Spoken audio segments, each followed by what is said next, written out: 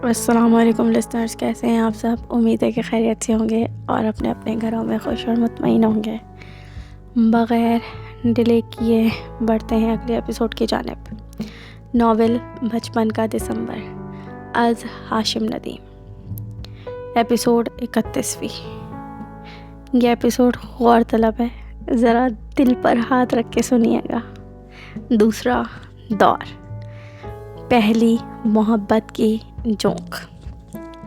مجھے کالونی میں داخل ہوتے دیکھ کر وہ سارے پاگل ہی تو ہو گئے تھے۔ سب سے پہلے بالے کی مجھ پر نظر پڑی۔ وہ محلے کے نکڑ پر کھڑا شکارپوری کلفی والے کے ٹھیلے سے کلفیاں لے کر کھا رہا تھا۔ اس کی عادت تھی، وہ ہمیشہ جلدی جلدی کلفیاں نگلتا رہتا، اور ایک وقت آتا کہ کلفی والے کو یاد بھی نہیں رہتا تھا کہ اس نے 12 کلفیاں کھائی تھی یا 15۔ پھر ایک لمبی بحث ہوتی جس میں آخرکار کلفی والے کو بالے کی تصدیق کردہ گنتی پر ہی اتفاق کرنا پڑتا۔ بالا پہلے بھاگ کر میری طرف آیا اور اس نے مجھے ٹٹول کر میرے ہونے کا یقین کیا، اور پھر بھاگ کر اس نے باقی سب کو بھی اطلاع کر دی، اور میرے گھر تک پہنچنے سے پہلے ہی راجا، گڈو، ننو، پپو اور مشی نے مجھے گھیر لیا۔ بڑی مشکل سے میں نے ان سب کو یقین دلایا کہ امی اور باقی گھر والوں سے مل کر میں خود ہی برگد کے پیڑ کے نیچے پہنچ جاؤں گا۔ میں نے دھیرے سے دروازہ کھولا تو پہلی نظر صحن میں بیٹھی امی اور امارا پر پڑی، جو بڑی سی تنکوں والی پرات میں رکھے چاول صاف کر رہی تھی۔ پاس ہی بہت سا گڑ بھی پڑا ہوا تھا جسے ابھی پیسنا باقی تھا، یعنی گڑ والے چاول پکانے کی تیاری تھی۔ لیکن امی کو کیسے پتا چلا کہ میں آ رہا ہوں؟ گڑ والے چاول تو ہمیشہ امی میری فرمائش پر پکاتی تھی، اور میرے آنے کی تو یہاں کسی کو خبر ہی نہیں تھی۔ میں نے دھیرے سے اپنا بیگ دروازے پر چھوڑا اور بھاگ کر ویسے ہی امی سے ان کی بے خبری میں لپٹ گیا جیسے میں پہلے اپنے اسکول سے آ کر اور اپنا بستہ دروازے پر ہی پھینک کر ان سے چمٹ جاتا تھا۔ ان کے منہ سے بھی اتفاقاً وہی جملہ نکلا جو وہ ایسے موقع پر مجھے ڈانٹنے کے لیے کہتی تھی: آدھی اب ہٹ بھی جا، ماں کی ہڈیاں توڑے گا کیا؟ پورا گدھا ہو گیا ہے تو بھی۔ پھر وہ اچانک چونکی کیونکہ انہوں نے میری گرفت کو محسوس کر لیا تھا۔ امارا بھی بھاگ کر مجھ سے لپٹ گئی۔ امی کو پہلے تو یقین ہی نہیں آیا کہ وہ میں ہی ہوں۔ وہ میرے چہرے اور باقی جسم کو چھو کر اپنا شک دور کرتی رہیں، اور ان کی آنکھیں نم ہوتی گئیں۔ یہ مائیں بھی کتنی عجیب ہوتی ہیں، پہلے خود ہی اپنے آپ سے دور جانے کا کہتی ہیں اور پھر خود ہی چھپ چھپ کر روتی رہتی ہیں۔ کچھ ہی دیر میں ابا اور بڑے بھیا بھی آ گئے، اور سبھی مجھے گھر میں یوں اچانک پا کر بے حد خوش ہوئے۔ میں نے ابا کو بتایا کہ دور دراز کے کیڈٹس کو انتظامیہ خصوصی طور پر ٹرین کے گارڈز کے حوالے کر دیتی ہے تاکہ وہ لمبے سفر کے دوران ان کا خیال رکھ سکیں اور حفاظت سے انہیں گھر پہنچا دیں۔ میں بھی اسی طریقے سے یہاں تک پہنچایا گیا تھا۔ ابا نے میرے رزلٹ کا پوچھا تو میں نے انہیں بتایا کہ گرمیوں کی چھٹیاں ختم ہونے سے پہلے نتیجہ گھر بھجوا دیا جائے گا۔ صرف انہی کیڈٹس کو واپس بلایا جاتا تھا جو سالانہ امتحانات میں کامیابی حاصل کر پاتے تھے۔ میں جانتا تھا کہ ابا کے دل میں ابھی تک میرے فیل ہو جانے کا خوف موجود ہے، اسی لیے وہ پرنسپل صاحب سے ہوئے اپنے معاہدے کا ذکر میری یا دیگر گھر والوں کے سامنے نہیں کر رہے تھے۔ بہرحال میں نے بھی ان سے کچھ نہیں پوچھا کیونکہ نتیجہ آنے پر سب خود بخود واضح ہو جانا تھا۔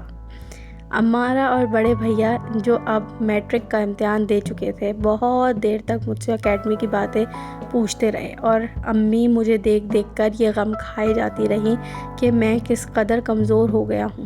انہوں نے فوراً میری گرمیوں کی چھٹیوں کے لیے ایک منصوبہ صحت یعنی ہیلتھ پلان تشکیل دے دیا، اور اسی اثناء میں شام بھی ڈھلنے لگ گئی تھی۔ کچھ ہی دیر میں میرے دوستوں کے صبر کا پیمانہ لبریز ہو گیا، اور باہر گلی سے ان کی سیٹیوں کی آواز چھوٹے چھوٹے وقفوں سے مسلسل سنائی دینے لگی۔ اس دن مجھے پہلی مرتبہ پتہ چلا کہ امی کو بھی ان سیٹیوں کی حقیقت معلوم ہے۔ کیونکہ کچھ دیر تک وہ میری بے چینی کو نوٹ کرتی رہیں، پھر دھیرے سے مسکرا کر بولی، آدھی جا کر ملا ان لفنگوں سے، ورنہ یوں ہی سر کھاتے رہیں گے گلی میں کھڑے کھڑے۔ پر جلدی آ جانا، میں تیرے لیے گڑ والے چاول بنا رہی ہوں۔ میں فوراً باہر کی طرف لپکا۔ جانے ان ماؤں کو ہم بچوں کی ہر بات ہر راز کا بن بولے ہی کیسے پتہ چل جاتا ہے۔ برگد کے پیڑ تک پہنچتے پہنچتے تقریباً سارے محلے کو ہی میرے آنے کی خبر ہو چکی تھی، لہٰذا سب ہی سے فرداً فرداً ملنا پڑا، جبکہ راجا اور میرے باقی دوست بار بار یوں کسی کی راہ میں روک لینے سے چڑ کر برے برے منہ بناتے رہے اور مجھے اشارے کرتے رہے کہ میں جلدی ان سب سے جان چھڑاؤں۔ تنہائی ملتے ہی راجا نے مجھ سے پہلا سوال یہی کیا کہ میری فوجی وردی اور ڈرائیور والی گاڑی کہاں ہے، اور میرے مسلح محافظ کہاں ہیں، اور یہ کہ میری ڈیوٹی کہاں لگی ہے۔ میں ان کی تمام باتیں سن کر ہنس پڑا اور اسے بتایا کہ ابھی وہ مرحلہ آنے میں کافی سال باقی ہیں، وہ بھی اس صورت میں جب میں بخیریت اکیڈمی سے 12ویں کر کے پاس آؤٹ ہو جاؤں اور فوج میں بھرتی ہو جاؤں تب، جبکہ میرا تو فی الحال واپس جانے کا ہی کوئی ارادہ نہیں تھا۔ ہم سب بہت دیر تک صدیوں سے بچھڑے دوستوں کی طرح جانے کون سی بھولی بسری باتیں یاد کر کے ہنستے رہے۔ مغرب کا وقت سر پر تھا، اتنے میں میری نظر محلے کے پھاٹک سے اندر داخل ہوتے ایک جانی پہچانی سی صورت پر پڑی۔ قریب آنے پر میں حیرت کے مارے اچھل پڑا۔ ارے یہ تو اپنے طاہر بھائی تھے، انہیں کیا ہو گیا تھا؟ چند مہینوں میں وہ اتنے کمزور اور نڈھال کیوں دیکھنے لگے تھے؟ انہوں نے مجھے دیکھا تو پیار سے میرے سر پر ہاتھ پھیرا۔ ارے عادی آیا ہے، کیسے ہو میرے چھوٹے فوجی آفیسر؟ اچھا ہوں، آپ کیسے ہیں؟ وجو آپی کیسی ہیں؟ میرے منہ سے اچانک ہی وجو آپی کا نام نکل گیا اور پھر بعد میں طاہر بھائی کے چہرے پہ سایہ دیکھ کر میں خود ہی پچھتانے لگا۔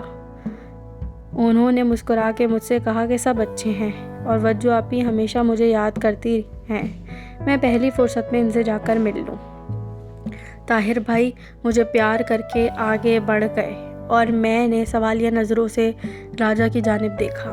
راجا نے بتایا کہ طاہر بھائی کی شوخی اور مسکراہٹ تو اسی دن ان کے چہرے سے غائب ہو گئی تھی جس دن انہیں پتہ چلا تھا کہ غیاث چچا نے وجو آپی کے کالج کی پڑھائی بند کروا دی ہے۔ لیکن پھر بھی انہیں ہو کیا گیا ہے؟ میں نے زور دے کر راجا سے پوچھا۔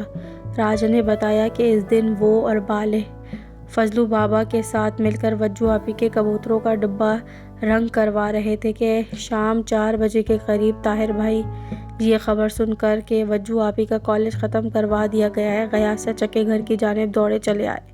انہوں نے دروازے پر دستک دی تو دروازہ راجا نے ہی قریب ہونے کی وجہ سے کھولا تھا۔ ابھی راجا طاہر بھائی سے بات کر ہی رہا تھا کہ اس کے پیچھے پیچھے غیاث چچا بھی دروازے پر آ گئے۔ راجا اندر چلا گیا اور دڑبے کے لیے مزید رنگ کھولنے لگا، لیکن دروازے کی ادکھلی جھری سے اسے غیاث چچا اور طاہر بھائی کی باتوں کی آواز دھیمی سی سنائی دے رہی تھی۔ طاہر بھائی کو تبدیلی کا پہلا احساس تو اسی وقت ہو گیا تھا جب غیاث چچا نے حسب معمول انہیں گرم جوشی سے اندر مدعو کرنے کے بجائے وہیں گھر کے دروازے پہ کھڑے ہو کر بات کرنے کو ترجیح دی تھی۔ طاہر بھائی نے غیاث چچا سے پوچھا، کیسی کیا بات ہو گئی؟ کیوں اچانک وجوبی کا کالج جانا بند کروا دیا گیا؟ غیاث چچا ہمیشہ سے بہت صاف اور کھلی بات کرنے کے عادی تھے۔ انہوں نے طاہر بھائی کو SHO کی زبانی ملنے والے پیغام کی ساری تفصیل بتا دی کہ کس طرح اکو وجو آپی کو طاہر بھائی کے نام کے ساتھ جوڑ کر بدنام کرنے کے لیے سارے شہر میں افسانے جوڑتا پھر رہا ہے۔ انہوں نے طاہر بھائی کے کاندھے پر ہاتھ رکھ کر کہا کہ وہ جانتے ہیں کہ طاہر ایک بہت شریف اور اچھے خاندان سے تعلق رکھنے والا لڑکا ہے۔ انہیں اس بات کا بھی یقین ہے کہ اکو کی پھیلائی ہوئی بے سر و پا قسم کی بکواس کا حقیقت سے کہیں دور کا بھی تعلق نہیں ہے، لیکن پھر بھی وہ وجو آپی کے نام پر کوئی دھبہ برداشت نہیں کر سکتے۔ ان کی ایک بیٹی تھی جس کے لیے انہوں نے جانے کتنے سپنے دیکھ رکھے تھے، اور وہ نہیں چاہتے تھے کہ اکو جیسے کسی فضول غنڈے یا کسی بھی اور وجہ سے ان کے سپنے تعبیر پانے سے پہلے ہی ریزہ ہو جائیں۔ اس لیے انہوں نے بہتر یہی سمجھا کہ فی الحال وجو کو کالج سے اٹھا لیں۔ طاہر بھائی سر جھکائے غیاث چچا کی ساری بات سنتے رہے اور آخر میں صرف اتنا ہی کہہ پائے کہ غیاث چچا کی منشا، کیونکہ یہ سب بھلا برا وہی بہتر جانتے اور سمجھتے ہیں۔ طاہر بھائی واپس پلٹنے لگے تو غیاث چچا نے انہیں آواز دے کر روک لیا۔ طاہر بھائی نے چونک کر انہیں دیکھا۔ غیاث چچا بھاری قدموں سے طاہر بھائی کے قریب پہنچے اور چند لمحے رک کر بولے، طاہر میاں، میں نے تمام باتیں اتنی تفصیل سے تمہیں اس لیے بتا دی ہیں کہ تم میری مجبوری کو اچھی طرح سمجھ پاؤ اور اپنے دل پر کوئی بوجھ لے کر واپس نہ جاؤ۔ تمہارے وجو پر ہی نہیں، میرے پورے گھرانے پر بہت سے احسانات ہیں، اور وجو اپنی تعلیم میدان میں اتنی آگے تمہاری مدد کی بدولت ہی پہنچ پائی ہے، لیکن میری تم سے اب یہی درخواست ہے کہ وجو کی آئندہ زندگی کی خاطر اس سے دوبارہ کبھی نہ ملنا۔ لوگوں کی زبانیں کوئی نہیں روک سکتا، لیکن تم اپنے قدم تو روک سکتے ہو۔ امید ہے کہ تم ہمیشہ کی طرح اپنے غیاث چچا کی یہ درخواست بھی نہیں رد کرو گے۔ غیاث چچا تو اپنی بات پوری کر کے خاموش ہو گئے، لیکن طاہر بھائی کے چہرے سے اڑتے رنگ شاید انہیں نظر نہیں آئے، لیکن راجہ دروازے کی جھرری سے یہ سارا منظر دیکھ رہا تھا۔ طاہر بھائی نے جلدی سے اپنے اندر چلنے والے طوفانوں پر پردہ ڈال کر غیاث چچا سے وعدہ کیا کہ وجو کی عزت انہیں غیاث چچا کی طرح ہی عزیز ہے، اور یہ کہ غیاث چچا اس بات کا اطمینان رکھیں کہ طاہر بھائی کی وجہ سے کبھی وجو کی جانب کوئی گندی انگلی اٹھانے کی وجہ تلاش نہیں کر پائے گا۔ طاہر بھائی غیاث چچا سے رخصت ہو کر اس دن دروازے سے ایسے پلٹے کہ پھر اس کے بعد آج تک ان کے قدم غلطی سے بھی اس در کی جانب نہیں اٹھے، لیکن راجہ کے بقول غیاث چچا اور طاہر بھائی دونوں ہی اس بات سے بے خبر تھے کہ وجو آپی جو اس وقت چھت پر اپنے کبوتروں کو دانہ ڈال رہی تھی، انہوں نے غیاث چچا اور طاہر بھائی کی ساری گفتگو سن لی تھی۔ راجہ نے اپنی آنکھوں سے ان کا پلو لہراتے ہوئے دیکھا تھا۔ اس بات کو تو اب 3 ماہ سے بھی زیادہ ہونے کو آئے تھے، لیکن اس عرصے میں نہ تو کبھی وجو آپی گھر سے باہر نکلی، نہ ہی طاہر بھائی کو کسی نے بلا ضرورت محلے میں پھرتے دیکھا تھا۔ ان کا ہاؤس جاب شروع ہو چکا تھا اور وہ صبح اپنی ڈیوٹی پر جاتے اور رات گئے واپس لوٹا کرتے تھے۔ میرے ذہن میں فوراً اکو کے لیے سوال کل بلایا، لیکن میرے پوچھنے سے پہلے ہی بالے نے بتایا کہ اکو کو تو پولیس نے اس کی SHO سے مدبھیڑ کے تیسرے دن ہی گرفتار کر لیا تھا، کیونکہ اکو نے کسی فرنیچر کے شو روم کے غلے سے پیسے چرائے تھے۔ مالک دکاندار نے چند دن پہلے ہی اکو کو مزدوری پر رکھا تھا، اور اکو نے موقع ملتے ہی شو روم کی تجوری سے 5000 کے بڑے بڑے نوٹ اڑا لیے تھے۔ وہ شہر چھوڑنے کے لیے ٹرین پکڑنے ہی والا تھا کہ ملک ریشم کے آہنی پنجے کی گرفت میں آ گیا۔ اکو ابھی تک جیل میں ہی تھا اور عدالت کی پیشیاں بھگتتا رہا تھا۔ ابھی ہم انہی باتوں میں مشغول تھے کہ فضلو بابا مجھے ڈھونڈتے ہوئے وہاں آ گئے کہ چلو میاں، وجو بھی ناراض ہو رہی ہیں کہ عادی اب تک ان سے ملنے کے لیے کیوں نہیں آیا۔ جانے کیوں میرا دل وجو آپی کے نام سے ہی بری طرح دھڑکنے لگا تھا۔ میں نے ان سب سے رات کے کھانے کے بعد پان والے کے کیبن کے سامنے ملنے کے لیے کہا اور خود فضلو بابا کے پیچھے پیچھے چل پڑا۔ وجو آپی صحن میں ہی اپنے پھول پودوں کو پانی دے رہی تھی۔ میں نے دھڑکتے دل کے ساتھ صحن میں قدم رکھا تو وہ پانی کا فوارہ پھینک کر جلدی سے میری جانب دوڑی آئیں۔ ان کے لہجے میں اب بھی وہی کھنک تھی جو میرے آس پاس کے تمام شور کو میری سماعت سے مٹا دیتی تھی۔ ارے عادی، کہاں ہو بھائی؟ کتنی بری بات ہے نا، دوپہر سے آئے ہوئے ہو اور اپنی وجو آپی کے پاس آنے کی اب فرصت ملی ہے تمہیں۔ میں سر جھکائے ان کے سارے شکوے سنتا رہا، جانے کیوں ان کی جانب دیکھنے کی ہمت نہیں جٹا پا رہا تھا۔ وہ میرا ہاتھ تھام کے اندر کمرے میں لے گئیں، جہاں غیاث چچا اور سکینہ خالہ بیٹھے باتیں کر رہے تھے۔ غیاث چچا نے اٹھ کر مجھے گلے لگا لیا اور سکینہ خالہ نے ڈھیروں دعائیں دے ڈالیں۔ غیاث چچا نے اسی دن میرے آرمی کٹ بال دیکھ کر میرا نام سولجر رکھ چھوڑا۔ وجو آپی نے کچھ ہی دیر میں میرے سامنے میری پسند کی کھانے کی چیزوں کے انبار لگا دیے۔ میں چور نظروں سے غیاث چچا کو اکیڈمی کے بارے میں بتاتے ہوئے وجو آپی کو یہ بھاگ دوڑ کرتے हुए देखता रहा। इनके गुलाबी रंग में हल्दी जैसी पीलाहट की आमेज़श मुझे दूर ही से महसूस हो रही थी। गयास चाचा काफ़ी देर मेरे साथ बैठने के बाद किसी काम से बाहर निकल गए और सकीना खाला भी रात के खाने की तैयारी में मसरूफ़ हो गई। तो वज्जू आपी ने वो शिकवा कर ही डाला जिससे मैं अब तक अपना आप चुरा रहा था। अच्छा आदी साहब, अब आप ये बताएं कि जाते हुए मुझसे मिलकर क्यों नहीं गए थे? तुम्हें पता है कितना रोई थी मैं इस दिन प्लेटफॉर्म पर। वहीं बैठकर मैं चुप रहा। फिर उन्होंने अपनी किताबों में से एक किताब उठाई और इसमें से कोई एक चीज़ निकालकर मेरी नज़रों के सामने लहराई। मैं ज़ोर से चौंक गया। ये तो वही कार्ड था जो इस शाम मैं कैडेट कॉलेज जाने से पहले वज्जू आपी को देने के लिए इनके घर आया था। लेकिन ये कार्ड, ये तो फिर वज्जू आपी ने खुद मेरी उलझन दूर कर दी कि इन्हें तीसरे दिन सीढ़ियों के नीचे सफाई के दौरान ये कार्ड मिला पड़ा था। ये कार्ड पड़ा मिला था, मतलब इस दिन जब मैं रोते हुए सीढ़ियाँ उतरकर भागा था तो मेरे हाथों से ये कार्ड वहीं कहीं सीढ़ियों के नीचे गिर गया था। वज्जू आपी ने मुझे बताया कि वो ये कार्ड देखकर बहुत हैरान हुई थी, क्योंकि इसका मतलब था कि मैं इस दिन इनसे मिलने के लिए आया था, तो फिर मिले बिना ही क्यों वापस चला गया था। मैंने वज्जू आपी को मज़ीद अंधेरे में रखना मुनासिब नहीं समझा और इन्हें बता दिया कि मैं आया तो था, लेकिन जब मैंने ताहिर भाई को भी छत पर देखा तो मैं कार्ड वहीं रख कर वापस चला आया था। ताहिर भाई के नाम पर वज्जू आपी के चेहरे पर कई रंग आकर गुजर गए और मैंने फ़ौरन इनकी आंखों में नमी की एक हल्की सी चमक देखी, जिसे वज्जू आपी ने दूसरे ही लम्हे बड़ी खूबसूरती से चेहरा दूसरी जानिब करके छुपा दिया। फिर उन्होंने मुझे बताया कि वो कुछ समझ गई थी कि मैं शायद ताहिर भाई की वजह से ही छत पर नहीं आया, लेकिन वो फिर भी मुझसे नाराज़ थी कि ताहिर भाई थे तो भी क्या था, मुझे इनसे मिलकर जाना चाहिए था।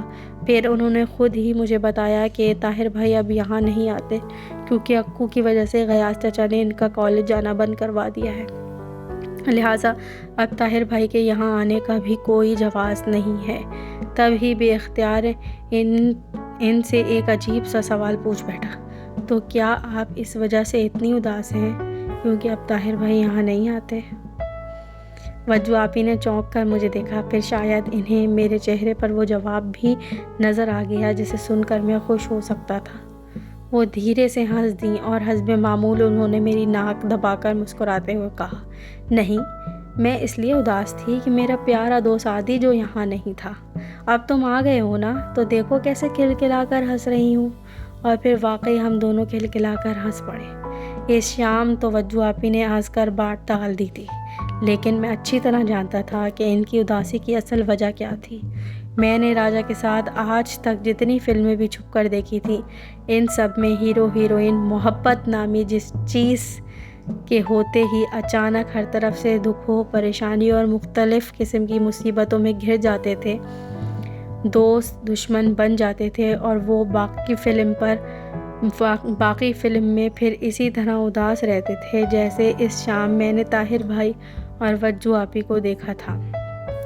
तो क्या इन दोनों पर भी इसी मोहब्बत नामी भला का साया आन पड़ा था? और अगर ये मोहब्बत ही थी तो फिर इस अज़ाब में अपनी जान फंसाने की ज़रूरत ही क्या थी? मुझे यूँ लगा जैसे मोहब्बत किसी बहुत बड़ी सी एक जोंक का नाम होगा जो मासूम इंसानों का खून चूसती होगी। इसके प्यासे होंठ इस वक्त तक इन मासूम इंसानों की शहरक से बेवस्त रहते होंगे जब तक इनके जिस्म का आखिरी कतरा भी ना निकल जाता हो। तभी तो वज्जू आपी और ताहिर भाई के चेहरे इतने पीले पड़े हुए थे। मोहब्बत की जोंक धीरे धीरे इनका खून चूस रही थी और वो दोनों आहिस्ता आहिस्ता दम तोड़ रहे थे। ये तो थी आज की एपिसोड। अगली एपिसोड के लिए जुड़े रहिए। शुक्रिया। मेरे चैनल को सब्सक्राइब करें और बेल आइकन को प्रेस करें। Please subscribe my channel and press bell icon to.